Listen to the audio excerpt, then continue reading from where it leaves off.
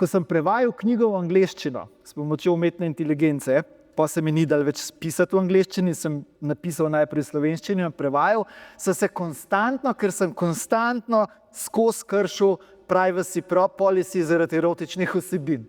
In najbolj hecen je to, zdaj, ki ti je rekel, ko sem pa rekel, zdaj mi pa napiše erotično zgodbo, čistko, sem rekel, da je imel v enem odstavku erotično zgodbo, je napisala erotično zgodbo in potem je sam sebe opozorila, da krši pravila. Ampak, Rajko, veš, kako je? Lej, umetna inteligenca seveda gre za prompt engineering, jasno, kako postaviti vprašanje, ampak meni to ni pomembno, tukaj bilo. Meni je bilo pomembno ideja. Ker tle gre za, samo motor ne bom nič povedal, zato boste prebrali knjigo, kaj se zgodi. Ampak rešitev, mislim, je dejansko možno, ampak mora biti zraven človeška napaka. Ni druge možnosti. Če je vse po regulativi, če je vse narejeno tako, kot mora biti, se ne more ustaviti. Konc. V avionu ne. Ampak tudi v avtu, če bi bil po tako strogih pravilih, kot je letalska zakonodaja, če bi avtomobile tako vzdrževali, se tudi ne bi. A razumeš? Zgodilo se je nekaj, kar se ne more zgoditi. In treba je bilo odkriti, zakaj. Sej umetna inteligenca mi na koncu ni dala prave rešitve. Seveda ne. Dala mi je pa idejo, kako. Zelo rad naredim to, da v ChatGPT-ju nekaj naredim, podam pa v Gemini, pa se ona dva skregata med sabo. Ampak zdaj, dialog sem samo enkrat poskusil. In sicer, če boste brali, ko boste brali knjigo, Zoranova mama mi je predstavljala veliko težavo. Zaradi tega, ker jaz sem hotel, da je ona dalmatinka, hkrati pa nisem vedel, kako ne jaz pišem, kakšna je dalmatinska mama. In sem rekel, v redu, zdaj pa ChatGPT, daj mi povej dialog, kako bi dalmatinska mama spoznala fanta, ki ga ona pripelje, čeprav še nista par. In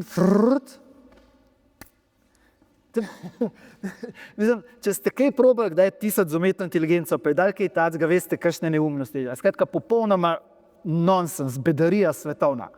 Ampak iz tega, kar je umetna inteligenca napisala, iz tega dialoga, sem pa jaz prebral mamin značaj. Dialoga nisem uporabil, ampak dojel sem, kakšen značaj ima ona. Ja, in je zelo slovenska mama v resnici.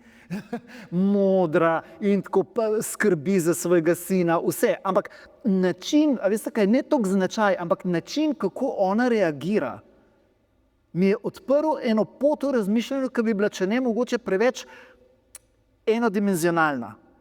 In nisem pravzaprav uporabil ko ne rečem, malo kot Google, ja, ampak ne toliko, bolj kot, tako bom rekel, ok, daš umetno inteligenci rečeš, daj mi 10 predlogov, kaj se zgodi v tej zgodbi naprej. 7 od teh jih je popolnoma debilnih. 2 si rečeš, ok, če res ne bom imel nobene druge ideje, lahko to uporabim. Eden je pa tak, ki si rečeš, pišok, ampak če bi pa tole povezal s tistim enim od 7 skupaj, in dobiš eno čist novo, čist svojo idejo. In tega umetna inteligenca ne zmore. Zakaj? Zato, ker je statistični model. Saj umetna inteligenca ne more ničesar ustvariti, kar ni že ustvarjeno. Ne, samo matematika od zadaj, nič drugega. In tukaj je trik. In če se zavedaš teh omejitev, meni je genialni generator idej, ker je malo zabit, tako pač ne posebej inteligenten, ampak včasih ti pa da, glih tako, kot če bi se pogovarjal z enim realnim človekom, pa bi šla na kavo, pa bi rekel, kaj bi se pa tle lahko zgodilo, pa boste vi rekli to pa to, ne vem, Dunja ti bi rekla to pa to, ne, da ti bi rekla to, vsak bi dal eno svojo, meni bi pa nekje naredil en klik. Tako da v tem kontekstu je bila umetna inteligenca uporabljena.